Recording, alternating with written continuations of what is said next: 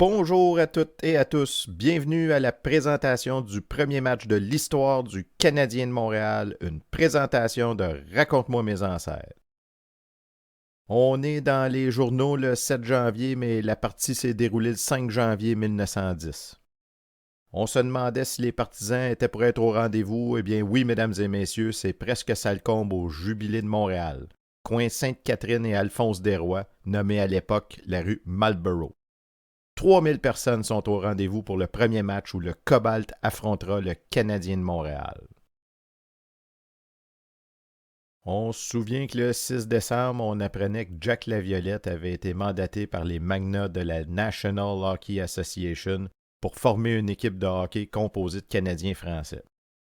Cette équipe qu'on va nommer le Canadien fera compétition avec le national de la Canadian Hockey Association pour recruter des joueurs canadiens français.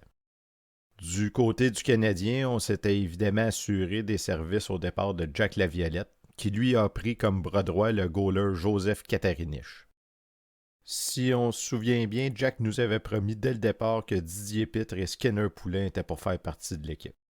Dans le cas de Poulain, les Wonders l'avaient signé avant que le club du Canadien soit complet. Alors, telle la règle établie, les Wonders ont dû céder Poulain aux Canadiens. Pour ce qui est du cas de Didier Pitre, on va y revenir plus tard. On a essayé de signer Miller, mais finalement, c'est Ed Descaries qui va prendre la position de centre. Il y a le jeune milicien Art Bernier qui fut une acquisition assez facile pour Jack. Le jeune vétéran de Cornwall, Newsy Lalonde, qui, comme Pitre, avait signé avec le National, finalement va aboutir avec le Canadien. Dans le cas de Pitt, on le sait, ce fut toute une saga, qui en fait n'est même pas terminée. Rappelez-vous que le 5 janvier, Pitt avait perdu sa cause, mais parlait d'aller en appel. Alors, est-ce qu'il sera de l'alignement? C'est ce qu'on va savoir dans pas trop long.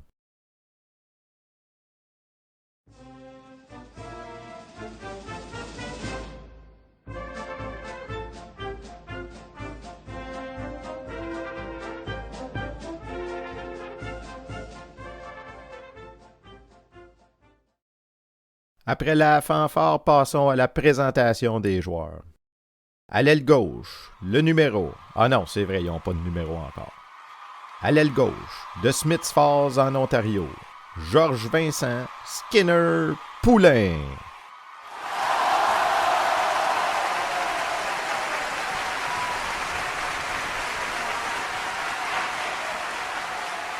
Au centre, de Hawkesbury en Ontario, Edmond Julien Ed Descaries.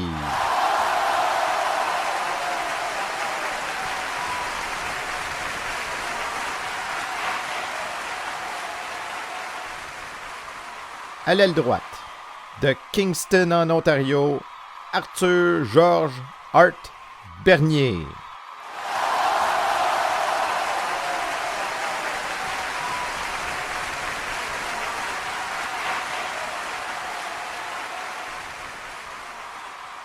Recruteur adjoint et occupant la position de gardien de but ce soir, de Québec, Joseph Katarinic.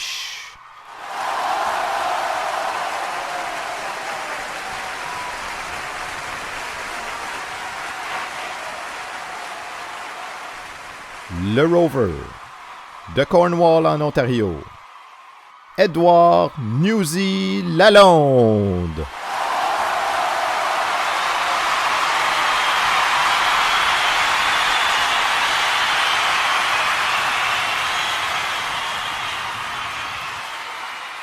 Entraîneur, recruteur et jouant au point ce soir, de Belleville en Ontario, Jean-Baptiste Jack Laviolette.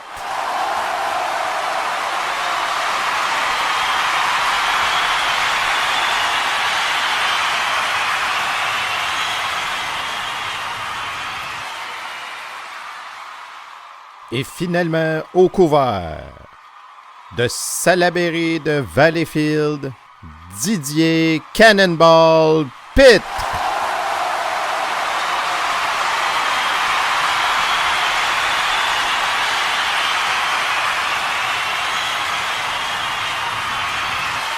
Mesdames et messieurs, vos Canadiens de Montréal.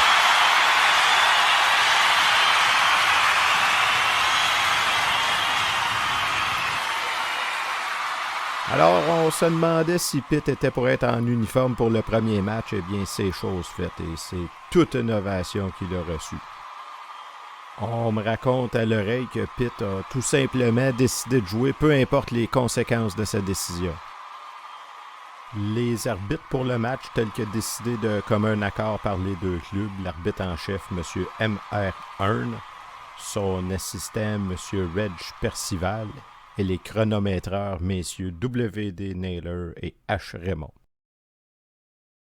La première mi-temps, oui, parce qu'à l'époque, on jouait 2 demi de 30 minutes.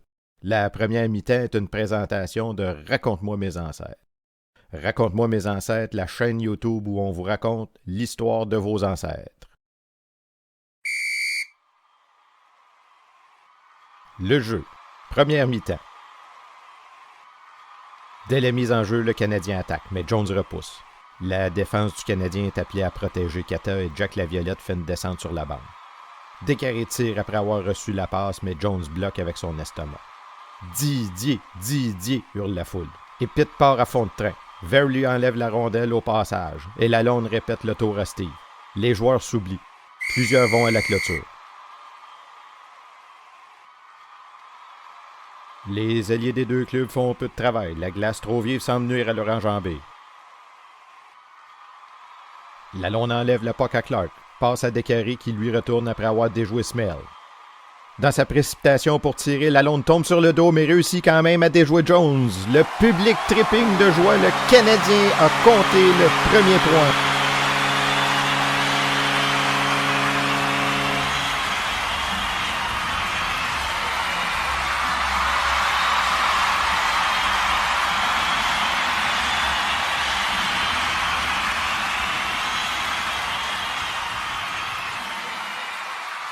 Remise en jeu, course inutile de Poulain.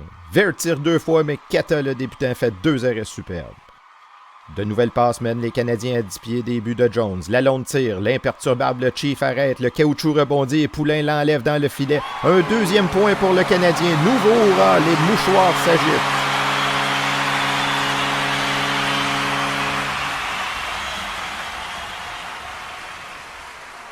Une passe de Décarré à Bernier, qui lui est fauché par Smell. Poulain et Jack sont expulsés du jeu. Pitt bloque une descente de Van et Kennedy. Lalonde reçoit le puck et fait une descente de désespéré. Il déjoue tout le monde et score pour le Canadien. Tout menace de craquer. On se croirait à une partie de la Coupe Stanley.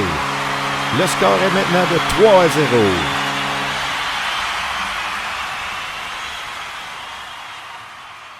Une minute après, Clark score pour le Cobalt. Jack et Poulain se reprochent intérieurement de ne pas être sur la glace. La première mi-temps est finie. Score 3-1 en faveur du Canadien.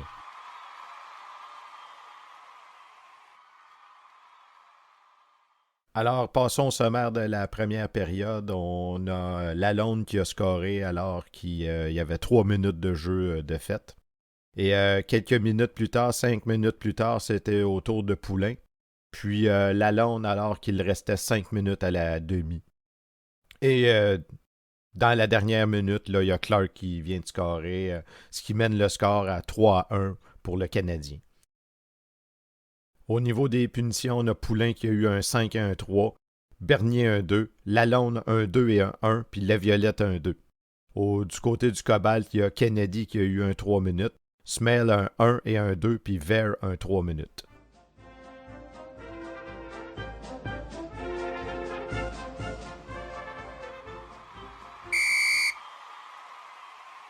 Deuxième mi-temps. Ver fait la première charge contre Kata. Pitt paraît fatigué. Avant que Jack revienne sur la glace, Steve réussit à scorer. Tommy Air est souriant. La foule est plus tranquille. C'est 3-2 Canadiens.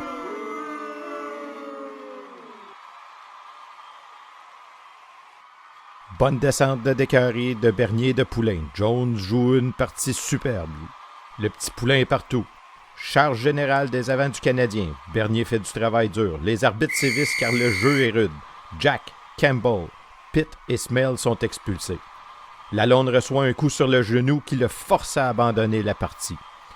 Oh, ça, ce sera un coup très difficile pour le Canadien. Kennedy se retire pour égaliser les chances. Descente de Smell et Ver et Cobalt égalise les chances. C'est 3-3. Reprise du jeu, nouvelle passe et nombreux hors-jeu. Kata est occupé et se tire très bien d'affaire. McMara descend sur la bande et essaie un tir à côté qui déjoue le cerbère du Canadien. C'est Cobalt 4, Canadien 3. Bernier travaille comme un forcené. Poulain le second avec courage. Descaries monte le puck et l'ancien sergent de Kingston déjoue Jones. Le score est égal.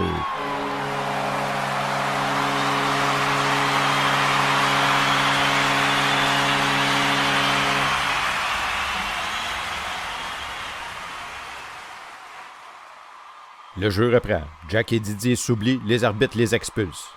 Privé des services de ses patineurs rapides, le Canadien ne peut jouer sa fameuse Flying Back Defense et Clark score. C'est 5-4 pour le Cobalt. À l'époque, quand il y avait une punition, les joueurs devaient rester au cachot jusqu'à temps que leur punition se termine. Donc toujours à cause des mêmes absences, mais il réussit à scorer. Après que Kata ait fait 2 arrêts qui auraient fait le bonheur à Whitney Merritt. Bernier qui tient à plaire au public et à sa famille présent pour le voir débuter. Score ensuite en 40 secondes.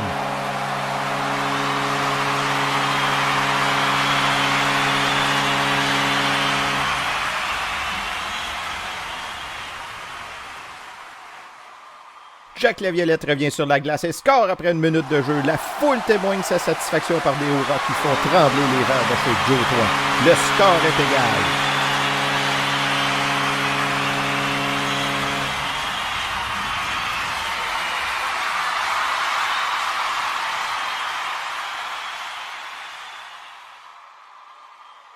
Bon, là, ce qui s'est passé, c'est que tout de suite après avoir scoré son but, Jack a pogné une autre punition pour avoir lancé son bâton dans les jambes de Steve Bear. Puis pendant qu'il se reposait, il a sauté sa glace, puis prétendit que le temps réglementaire de la joute était écoulé.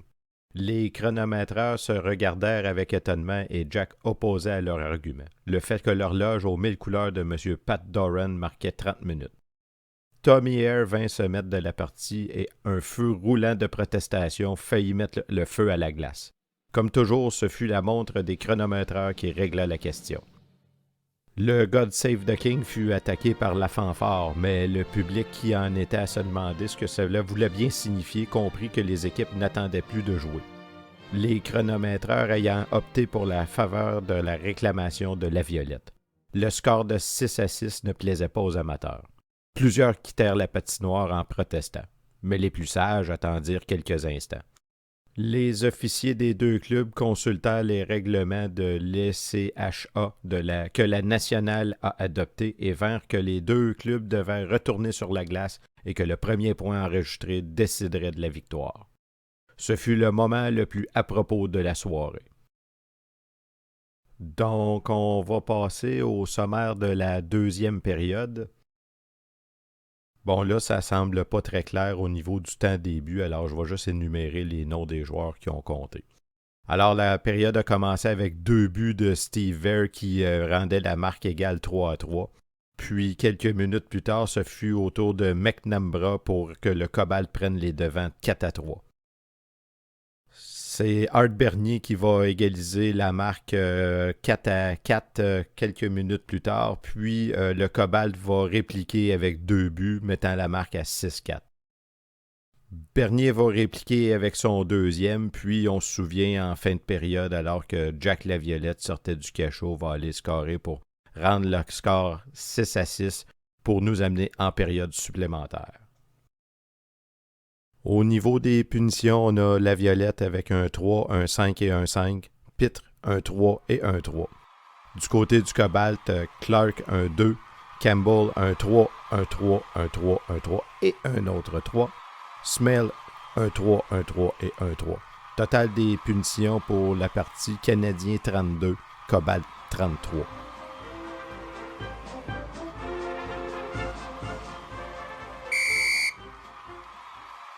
Période supplémentaire.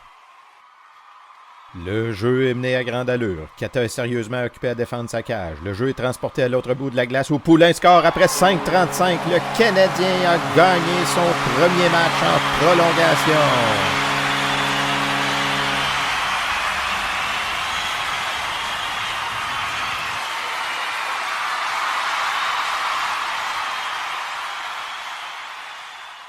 Le sommaire de la prolongation, eh bien, après un début de période qui allait à toute allure, c'est Skinner Poulain qui va mettre fin au match en l'enfilant à 5 minutes 35 du début de la prolongation.